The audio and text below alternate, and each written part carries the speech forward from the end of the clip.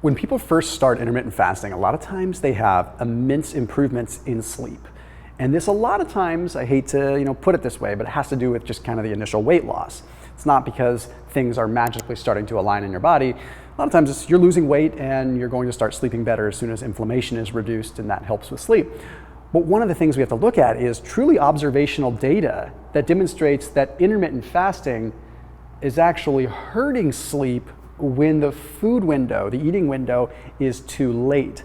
So what I want to do in this video is I want to explain why this happens, how this happens, but more importantly, we're all fans of intermittent fasting here, so how do we structure it in a way where you can actually get improvements in sleep versus detriment? And a lot of it has to do with carbohydrate timing, it has to do with meal timing in general. So let's go ahead and dive into this very interesting stuff.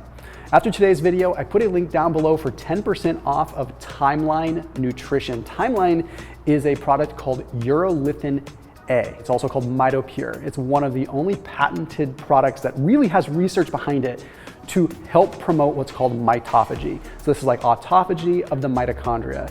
So urolithin A is a very interesting compound that is ultimately derived from pomegranates, but it's not like you can just go eat a pomegranate and get that. So that link is down below to save 10% off of Timeline. Really cutting edge stuff in the world of longevity research. They've got some awesome papers published in JAMA. They really are doing the work by actually making a product that is vetted and researched. So that link down below, timelinenutrition.com, and use that code Thomas10. timelinenutrition.com/Thomas, code Thomas10.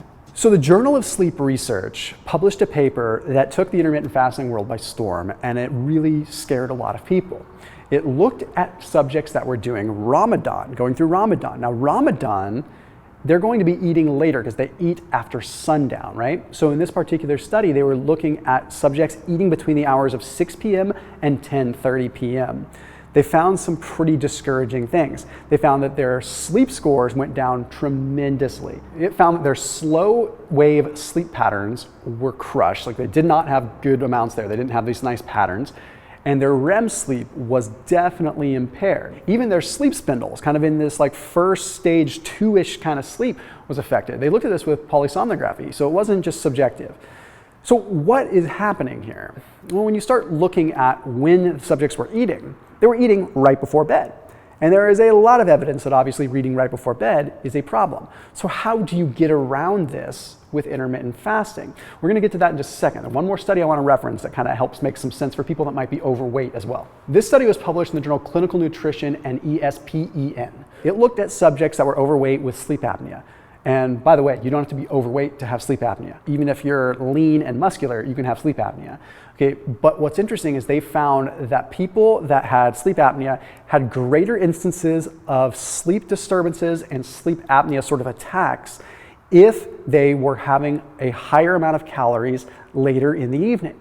It was a direct correlation. The more calories they ate later on, the more sleep apnea problems they had. So somehow, eating late at night is also affecting those that have sleep apnea. And sleep apnea plagues a lot of people. It's not just people that have been diagnosed and have a CPAP. How do we flip this a little bit? There's 3 things that you can do. So step number 1 is to consolidate the bulk of your calories when you're intermittent fasting into the mid-afternoon.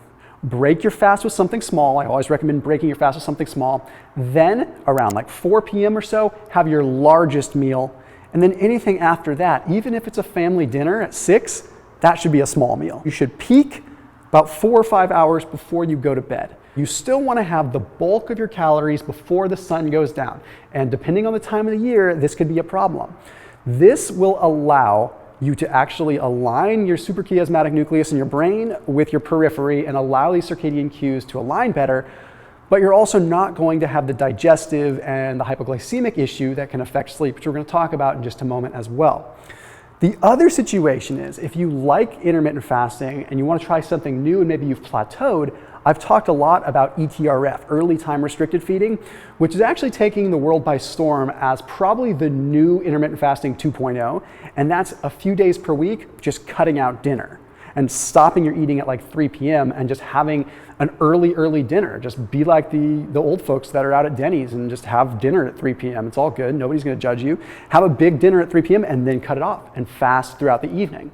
This is actually seeming to A, have the same benefits as intermittent fasting as far as weight loss, if not even better, Not to mention inflammatory modulation, so kind of reducing these cytokines IL-6, tumor necrosis factor alpha, IL-1B, all these things that are associated with inflammation. Seeing reductions in those, all while restoring sleep patterns, okay, because then you're aligning with circadian cues. So that's something you can try. Try doing that a few days per week, even if you're still intermittent fasting on the other days, kind of a counter-regulatory response, if you will. If you're intermittent fasting and you're having carbohydrates, there's something that you definitely need to look at. Where you stack your carbohydrates is very, very, very important. Carbohydrates 4 hours before bed, 3 hours before bed can actually improve sleep, okay? They can improve sleep because they trigger an insulin spike that allows tryptophan to get into the brain. That tryptophan converts into serotonin and ultimately melatonin. This is a great thing if you are someone that eats carbs. So if you eat your carbs, you just need to make sure they're 4 hours before you go to sleep. Okay, this is going to allow this process to happen. However, there is an interesting paper that compared high fat, high carb, and high protein diets all together and how they affected sleep. As long as they were all 3 or 4 hours before bed, it actually looked like the high protein diet had the better effect, even over high carbs. And that's simply because it increased tryptophan availability. So you had more of this tryptophan to still convert serotonin into melatonin, or into serotonin and subsequently melatonin. Point is, if you're going to have carbohydrates, you need to have a very firm grasp. You need to have objective ways of making sure that you stay on par and do not eat those carbohydrates like within 3 hours of bedtime. Contrary to what people typically believe, carbohydrates right before bed or even a couple hours before bed, they don't make you sleep better because the whole hypoglycemic thing.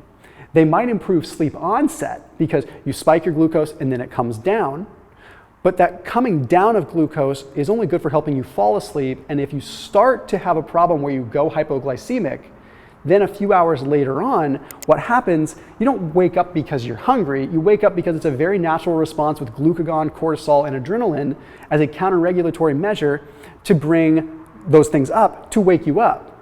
And it might be subtle. It might be very, very subtle to the point where you just woke up for a minute. Or maybe you have to pee and you ordinarily wouldn't wake up to pee, but you're so slightly awake that you wake up to pee, right? So these little things matter, and that's why carb timing plays a very big role. So it's not that the blood sugar crash wakes you up because you're ravenous. It's very, very subtle with this adrenaline and sort of cortisol spike. This is also kind of throwing off the whole cortisol-melatonin relationship that we need to pay attention to.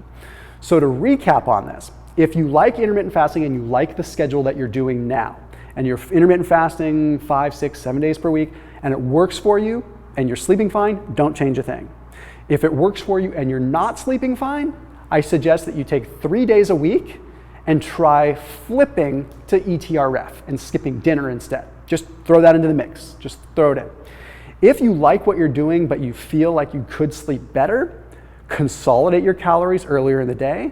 And if you're eating carbohydrates, consolidate your carbohydrates as early on in the evening before the sun goes down as you possibly can.